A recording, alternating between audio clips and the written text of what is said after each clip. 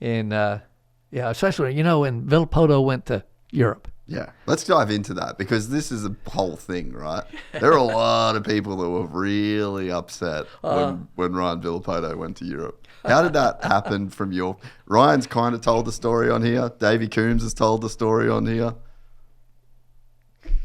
Let's hear your perspective on it all. Okay, I'll give it a shot. Okay. So we were the title sponsor of the MXGPs. Yep. Right. I went over there way before Thomas started racing over there. I went over there working for Monster, right? Yeah. And I fell in love with that, the motocross and the passion of the fans. It's wild, eh? Wild. I mean, they know the guy that's in 30th place, right? They walk up to the pit to get an autograph of a kid that nobody's heard of, right? And they jump out in the middle of the track. I mean, just crazy shit. And I'm like, I love this shit. Yeah, chainsaws, smoke bombs, flags everywhere. Yeah, and it's so regional and tribal too, Did you, speaking of this, did you see the Le Mans GP a couple of weeks ago?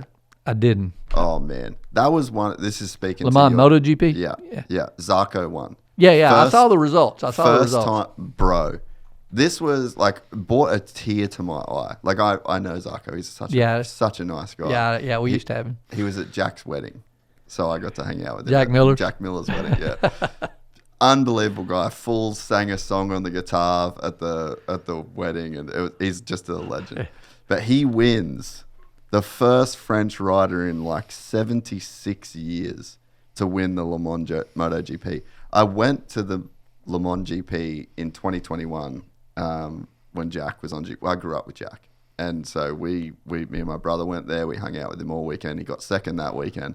One of the fucking craziest things I've ever seen in my life was that MotoGP race. There was 500,000 fans there. That's what I heard. I heard he was off the chart. Because it was the first event in France after COVID.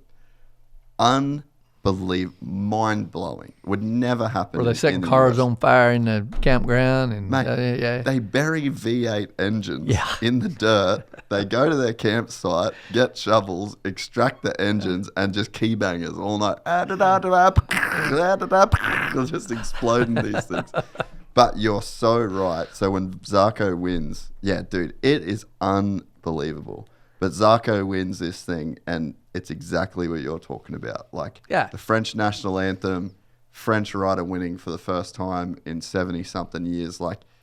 Sport in Europe and the passion is great. Just insane. Yeah, I mean, the first time it really dawned on me how crazy they were, it was Motocross and Nations, I think, or maybe it was just a motocross race in Majora.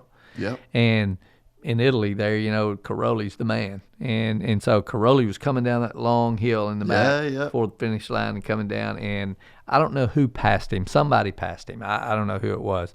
And when they did, a guy jumps over the fence and jumps out and runs in front of the motorcycle of the guy that just stayed to block for Caroli so he could pass him back. Of course, they jumped on him and hauled his ass out of there, right? And I'm like, these guys are fucking nuts, right? It was so good. But anyway, so back to the Villapoto thing, right? So Ryan had signed for 2 years with Kawasaki, and he comes up and says, "I'm not going to race the second year of it.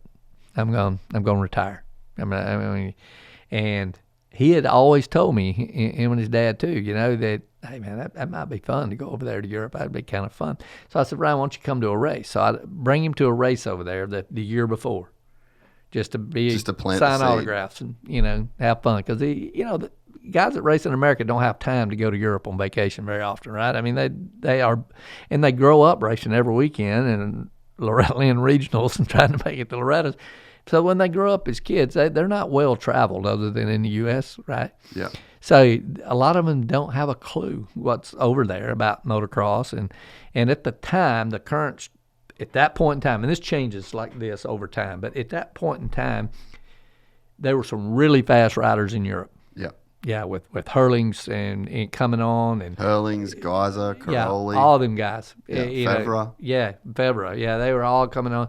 And there were some more. I'm drawing a blank. Yeah, Tommy Searle was there at that time. Yeah, and anyway, but there was a lot of them there.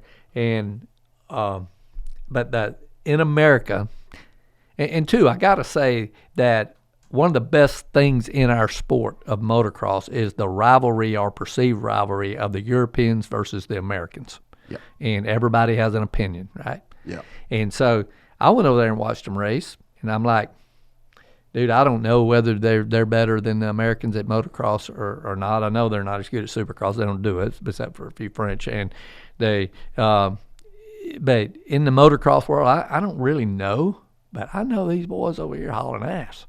And I think Jeffrey Hurlings was the best in the world at that point in time. Of anybody, he's the closest thing I've ever seen to Rick Carmichael. And so take Ryan over there, and I said, and I think Thomas was his first year over there.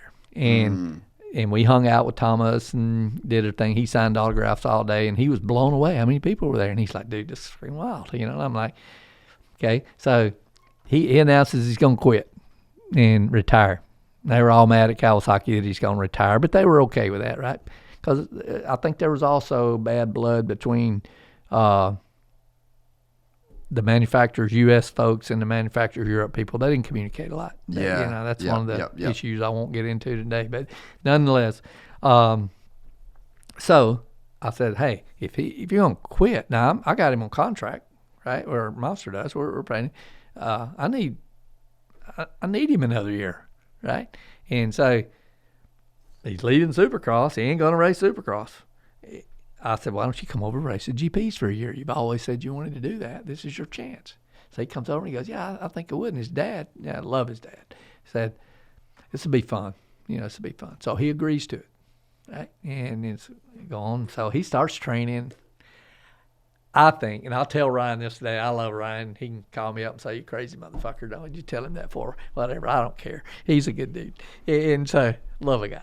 So he says, I think I can beat those guys. He said, I beat them in the nations. I smoked all DeSalle, Clement, all them guys. He says, I've already beat these guys. It should be. It's going to be easy. Yeah. Light work. Yeah. That's what he's thinking, right? It's going to be a victory cruise, go see the world. And I did want it to be that way. And if he'd have wanted to do that, I was fine with that because I really didn't care. I don't want to say I didn't care if he won or not. I really wanted him to win more than he did, probably. But at the same time, for really what we had in mind, it didn't matter if he won or not. And you just wanted him to enjoy the experience. I wanted him to enjoy the experience on a personal level. Yeah. And on a business level, I wanted to give credibility to this series, MXGP, because all the American fans thought it was a second-rate place you go if you can't make it in America. And I knew that was not exactly the way it is. So I really wanted to prove that. And so whether he won or lost, I knew he was going to be in for a dogfight, and the world was going to say, we got a guy who just won 4 Supercross titles, and he's in a dogfight over there. If you enjoyed this content, please like and subscribe. And to listen to the full 3-hour podcast, search Gypsy Tales in your favorite podcast platform or click the link in the description below. Gypsy Gang.